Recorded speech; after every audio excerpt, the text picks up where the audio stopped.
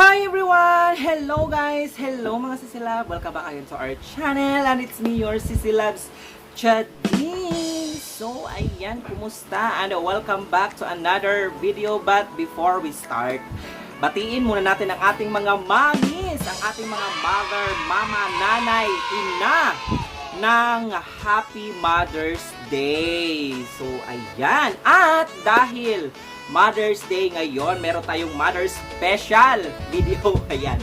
Ang pag-uusapan natin sa video ito ay mga tips para sa ating mga mommies out there na mahilig magpariban or mahilig magpaganda ng kanilang mga buhok.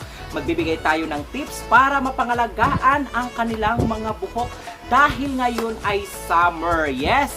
Nararamdaman na natin ang init ng panahon kahit dito sa bahay ay sobrang init. Oo, ganun. So, summer nga, so maraming nagpaplano ngayon na mag-swimming sa dagat, sa swimming pool. So, magbibigay tayo ng mga tips paano mapangalagaan ang kanilang mga buhok kahit na sila ay out of town para mag-swimming. So, ayan. Or kahit nasa bahay lang. Lalong-lalo na sa panahon ngayon na napakainit.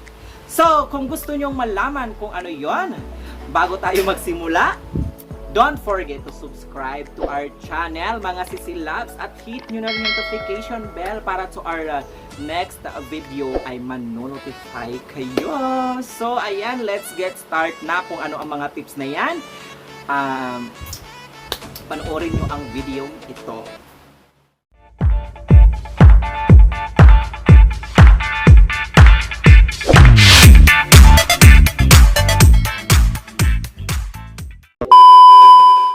So yun na nga mga sisilab, summer na ngayon, mainit ang panahon, pero kahit ganoon ang panahon na nararamdaman natin ngayon, karamihan sa mga kababaihan or mga mommies natin dyan ay mahilig magpaganda, lalong-lalo na sa kanilang mga buhok. Andyan yung pagpapariban, pagpapatreatment, pagpapacolor, and etc. na ikakaganda or ikakasira ng kanilang mga buhok. So, magbibigay tayo ng mga tips paano natin mapapangalagaan ang ating mga buhok, lalong-lalo na ngayon na mainit ang panahon or summer dahil kalimitan or karamihan sa atin ay mahilig mag-swimming para maibsan ang init na nararamdaman ng ating mga katawan or banding, ganon, nagsiswimming tayo sa dagat, sa swimming pool. So, magbibigay tayo ng mga tips para mapangalagaan ang ating mga hair lalo. Number 1, dahil mainit ang panahon ngayon mga sisilab, iwasan natin ma-expose masyado sa arawan or sa initan dahil isa ito sa nakapag-cause ng pagka-dry ng ating mga buhok at pagkakaroon ng mga split ends ng ating mga buhok. Ay kung maaari, magdala tayo ng payong o panangga sa initan. Or mas maigi, stay at home na lang tayo mga sisilab. Number 2, kung tayo ay mahilig sa pagpapariband ng ating mga buhok, mga silab, isinasuggest ko dahil sa mainit ang panahon ngayon, ipagpaliban muna ang pagpapariband sa mga buhok natin dahil alam nyo naman guys, pag mainit ang panahon ngayon, hindi natin maiiwasan na itali ang mga buhok natin or pagpawisan tayo. Dahil ang pawis, isa rin ito sa nakapag-cause ng pagka-dry ng mga buhok natin dahil alam naman natin na ang pawis ay matapang lalong-lalo na pag tayo ay acidic.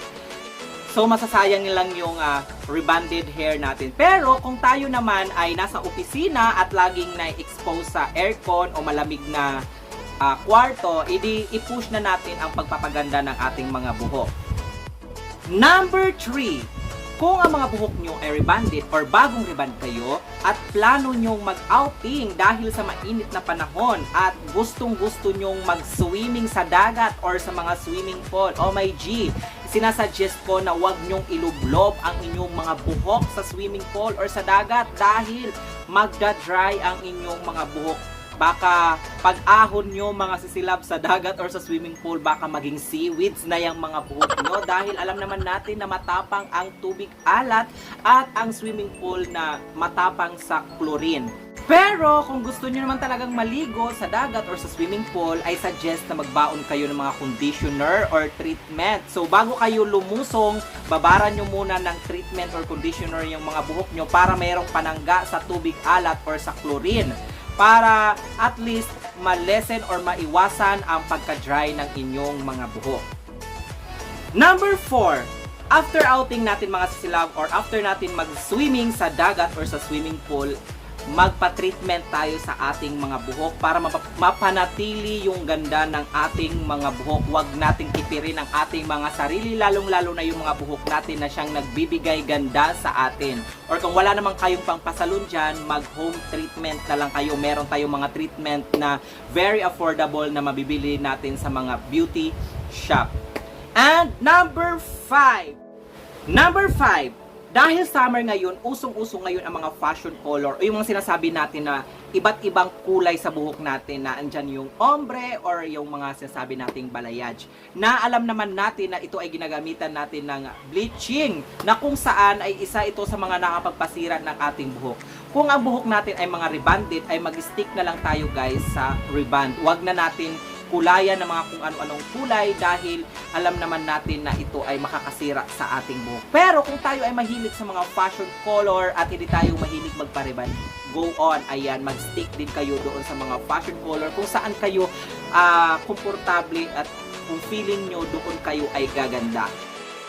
At ang pinakahuli-hulihang tip mga sisilab, magpaganda tayo kung meron tayong sapat na budget sa ating bulsa, at kung wala naman, huwag na natin ipilit ang ating sarili na ipaganda ang ating mga buhok. Meron tayong mga pampaganda sa buhok na affordable, yung kayang-kaya natin sa bulsa. Huwag na natin i-push ang ating sarili sa ating limit.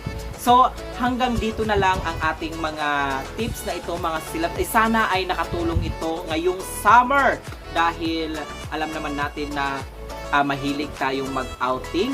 And hanggang dito na lang ang video ito. And again, happy Mother's Day to all our mommies out there. And happy 18K subscriber na sa ating mga sisilabs. Maraming salamat sa lahat ng bumubuo ng ating subscriber. Ayan, 18,000 na tayo at sana patuloy kayong sumuporta sa ating channel.